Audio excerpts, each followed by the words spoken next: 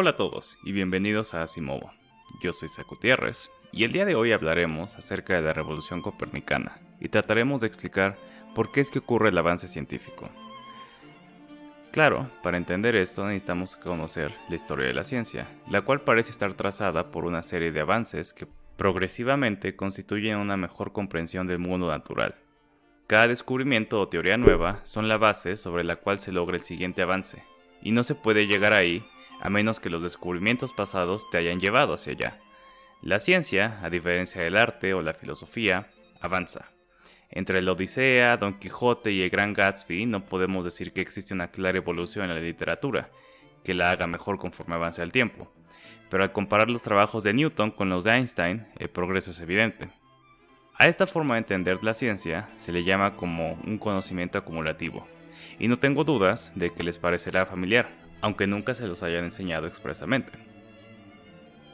Sin embargo, este esquema de la historia de la ciencia puede llevarnos a la conclusión de que cada descubrimiento o teoría nueva, si es correcta, será irresistible de aceptar para la comunidad científica. Pero, como veremos en este episodio, se necesita más que tener la idea correcta para lograr un avance en la ciencia que sea aceptado. Y ejemplificaremos esto con la revolución científica por antonomasia, la revolución copernicana. Vale la pena empezar situándonos en el contexto histórico bajo el cual se desarrolla el modelo heliocéntrico. Veamos en dónde estaba la astronomía antes de Copérnico. En la tradición occidental, se suele empezar por las observaciones y explicaciones de los antiguos griegos que culminan en Aristóteles y Ptolomeo. Cabe destacar que este no es el principio de la astronomía, pero es un buen lugar para empezar. En el siglo V a.C., Empédocles y Anaxágoras ofrecieron argumentos a favor de la esfericidad de la Tierra.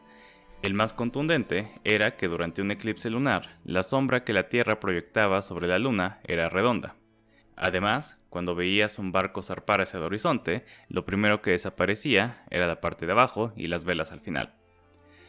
Un par de siglos después, Aristarco, quien además postularía que el Sol estaba en el centro del universo, estimaría el tamaño de la esfera terrestre usando la sombra de la Tierra que proyectaba en un eclipse lunar, y Eratóstenes usando la sombra que proyectaban unas estacas colocadas en las ciudades de Alejandría y Siena, ubicadas en lo que hoy es Egipto. Sin entrar en detalle, hay que destacar que ambas mediciones son relativamente precisas, y estos logros suelen ser tomados como ejemplo de la sofisticación matemática y observacional de los antiguos griegos, y con justa razón. Gracias a ellos, sabemos que los griegos comprendían que la Tierra era una esfera y había intentos de medirla exactamente. Pero lo que nos interesa es la visión del universo formulada por Aristóteles y Ptolomeo. A diferencia de los esfuerzos más técnicos como los que acabamos de mencionar, Aristóteles estaba más interesado en explicar el origen del movimiento de los astros y la naturaleza del universo en sí. Para Aristóteles, todo está compuesto de 4 elementos fundamentales: agua, aire, tierra y fuego, siendo la tierra el elemento más pesado de estos, razón por la cual era el que estaba hasta abajo. Abajo, siendo el centro de la esfera terrestre, y arriba, la dirección radial que parte de esta. Rodeando la Tierra existían esferas concéntricas que contenían a los planetas, a la Luna y al Sol, todos los astros que se movían.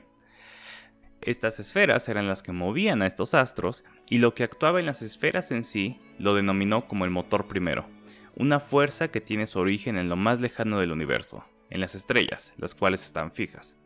El universo era un lugar de movimientos perfectos, lo cual estaba reflejado en órbitas circulares. Durante el segundo siglo después de Cristo, Claudio Ptolomeo se propuso modelar el universo de manera tal que se pudieran predecir mejor las posiciones y movimientos de los astros, aprovechando la gran cantidad de información existente en Alejandría, donde residía. Ptolomeo creó su modelo basándose en el de Aristóteles. Sin embargo, tuvo que realizar ajustes fundamentales. El primero fue remover ligeramente la Tierra del centro del universo, dejando en su lugar un punto llamado ecuante.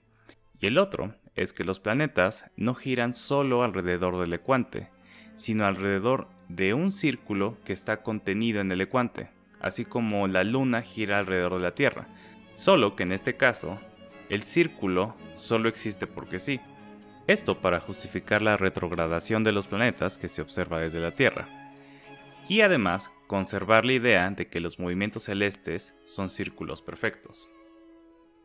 Ptolomeo recopila toda la información relativa a su modelo del universo en su Megale Sintaxis, obra que sería retomada y ampliada en el mundo árabe durante la Edad Media, tanto que es más conocido por su nombre arábigo, el Almagesto. Aristóteles y Ptolomeo entonces representan las bases filosóficas y matemáticas de la ciencia astronómica que dominarían por un milenio y medio, aunque sería un error pensar que se mantuvieron estáticas. Respecto a lo filosófico, por ejemplo, la cristiandad encontraría el origen del motor principal en Los Ángeles, y por el lado de lo matemático, los astrónomos árabes como Al-Farjani y Al-Sufi utilizaron las observaciones nuevas del mundo arábigo para llevar el modelo geocéntrico a un nivel de precisión muy alto. Espero que esta introducción sirva para dejar claro que la astronomía antes de Copérnico no era rupestre, por el contrario, era el producto de siglos de observación y pensamiento, que representan la gran capacidad imaginativa y analítica de la humanidad. También se puede observar que la filosofía siempre estuvo muy ligada a la astronomía. Esto es un rasgo que en realidad no desaparecería del todo en la ciencia hasta la llegada de Newton. E incluso Newton tenía motivos más místicos de lo que por lo general se acepta. A principios de los 1500, un clérigo, astrónomo, matemático y abogado, como tendían a ser la mayoría de los sabios de su tiempo, llamado Nicolás Copérnico, empezaba a generar una teoría acerca del universo que situaba al Sol en el centro del universo, en lugar de la Tierra. Copérnico conoce muy bien lo revolucionario de esta idea, sin embargo, hay algunos mitos que hay que desmitificar. El primero es que la reacción a las teorías de Copérnico se debía a que gracias a ella se quitaba a la humanidad o al hombre, a la naturaleza, del centro del universo. Si bien la Tierra estaba en el centro del universo en los modelos anteriores, no necesariamente esto significaba algo bueno. En muchas tradiciones cristianas y judías, en realidad el centro significaba que era lo más bajo del universo, donde se encontraba el infierno. Tanto en algunos pasajes en la Biblia como en la Divina Comedia de Dante Alighieri, el infierno está en el centro de la tierra, mientras que hacia arriba estaba el cielo, donde estaba la perfección del universo. Y también no hay que irnos con la idea de que Aristóteles le ponía a la tierra una posición muy privilegiada. Recordemos que la tierra estaba en el centro porque era donde naturalmente iba a caer todo, lo más pesado, no porque tuviera un lugar especial, en realidad.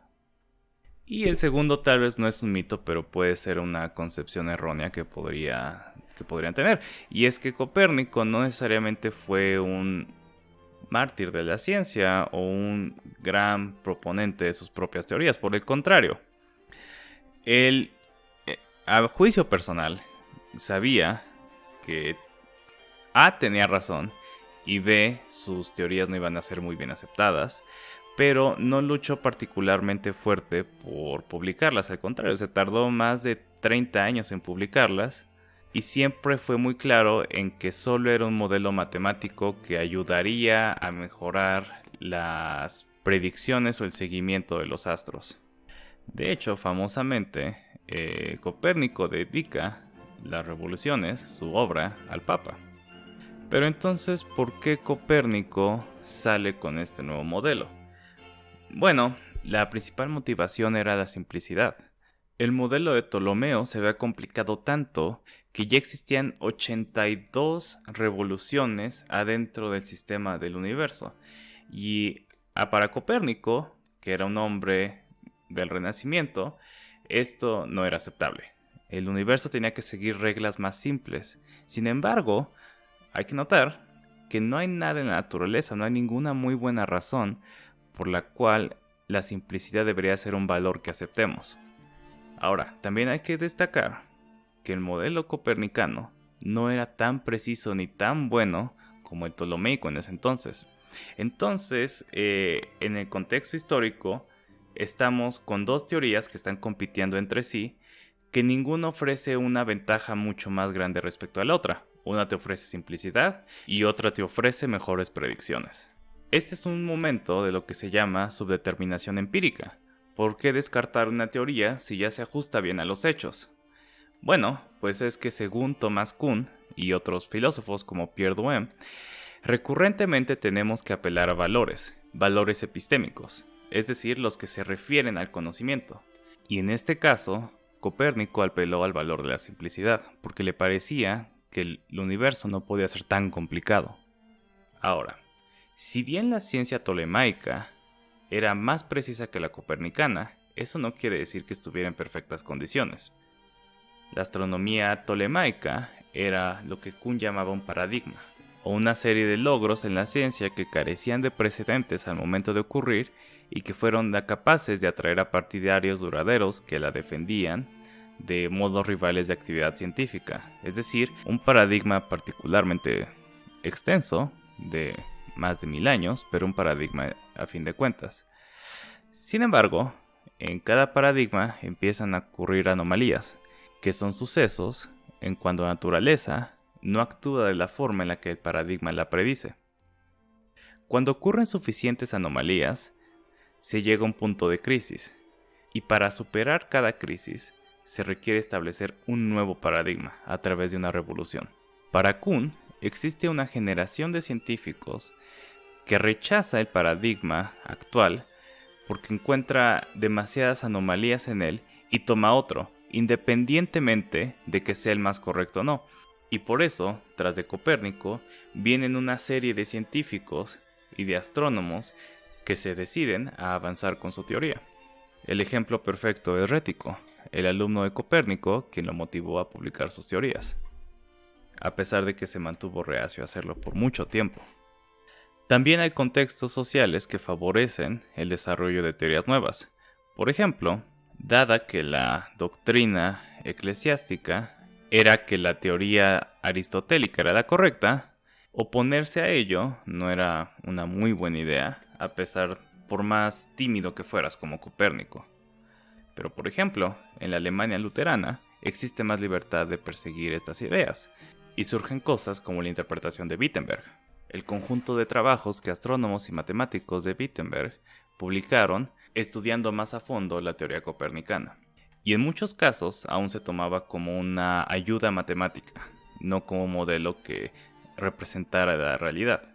Pero lentamente, con el paso del tiempo, se ve como cada vez más es aparente para esta gente que en realidad están describiendo el universo tal como es.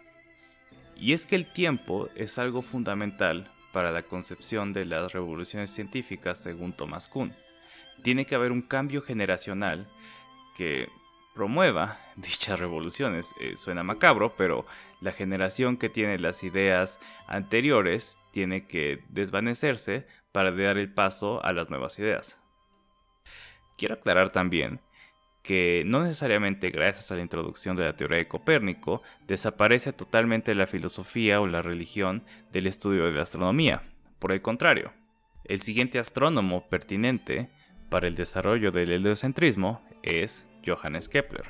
Y Kepler, a la luz de la modernidad o de la contemporaneidad, podía parecer un hombre loco desde que era niño. Kepler soñaba con ser profeta, pero estaba convencido desde niño que gracias a sus pecados no podría lograr serlo. Así que se volvió muy interesado en estudiar la astronomía porque pensaba que ahí además de las profecías, era donde estaba la voz de Dios.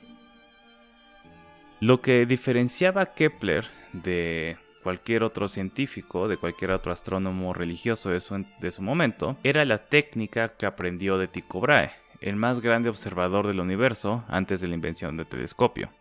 Pero aún así, tras lo que estaba Kepler, más que un modelo científico del universo, era tratar de buscar la armonía del universo, que según él tenía que estar en las órbitas de los astros. Claro que su incansable trabajo lo llevó a determinar que las órbitas de los planetas eran elipses, y que el Sol estaba en el foco de una de esas elipses, un resultado importantísimo de la matemática astronómica.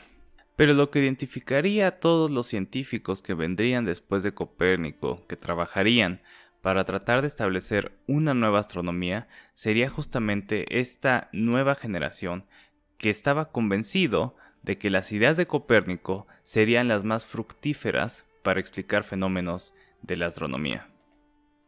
Así que no es necesariamente, cuando llega la nueva teoría, que se toma inmediatamente por la comunidad científica como la mejor y la más aceptable para continuar el camino de esa ciencia. Es una revolución, la cual determine el avance de la ciencia.